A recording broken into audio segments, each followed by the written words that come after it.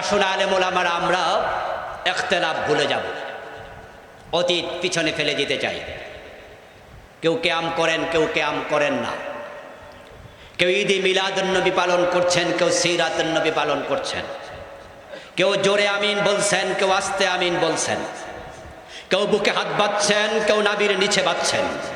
আপনারা যারা ইসলামের এই বিধানগুলো নিয়ে ইখতিলাফ করছেন, প্রত্যেকেই তাদের ইখতিলাফের পক্ষে কোরআন হাদিসের দলিলও আবার দিচ্ছেন। এতে বোঝা যায় আমাদের ইখতিলাফগুলো কোরআন হাদিস কেন্দ্রিকের বাহিরে নয়।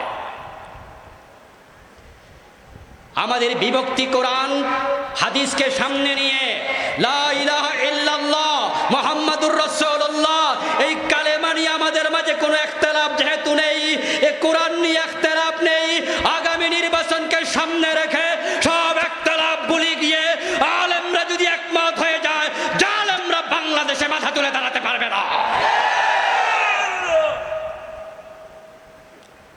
আল্লাহর দেয় সুযোগ যদি এবার আপনারা আলেমরা কাজে না লাগান, ঐক্যবদ্ধ না হন, আদালতে আখিরাতে আপনারা আসামির কাঠগড়ায় দাঁড়ানোর সম্ভাবনা আছে।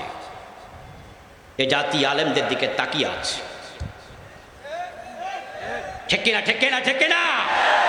সারসেনা, সোনাকান্দা, ধামতি, ফুরফুরা, জামাত ইসলাম, নেজাম ইসলাম, খেলাফত আন্দোলন, সরমনাই, যারা আমরা তাবলিগ জামাত, আমরা যারা আছি, আমরা তো সকল ইসলামকে ভালোবাসি। ঠিক না?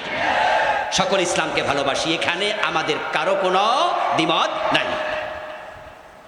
ইসলামের জন্য আমরা এক হয়ে যাই।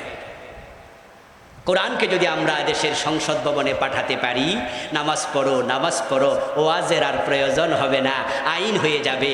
আজান হলে দোকান বন্ধ করো, দোকান বন্ধ করবা না, দোকানে তালা লাগিয়ে দেওয়া হবে, নামাজ না পড়লে জেলে নেওয়া হবে, মসজিদগুলোতে জায়গা দেওয়া যাবে না।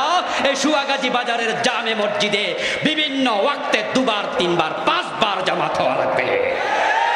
মানুষ জায়গা দিতে পারবেন না। কোরআনকে যদি সংবিধান বানিয়ে দেয়া যায়, তাহলে বোরকা পরো, বোরকা পরো বলার প্রয়োজন হবে না, আইন করে দেয়া হবে। ইফতিজিং করলে যেমন 6 মাসের জেল দেয়া হতো, যে সমস্ত মেয়েরা বেহায়াপনার পোশাক পরবে তাদেরকেও আইনের আওতায় আনা হবে।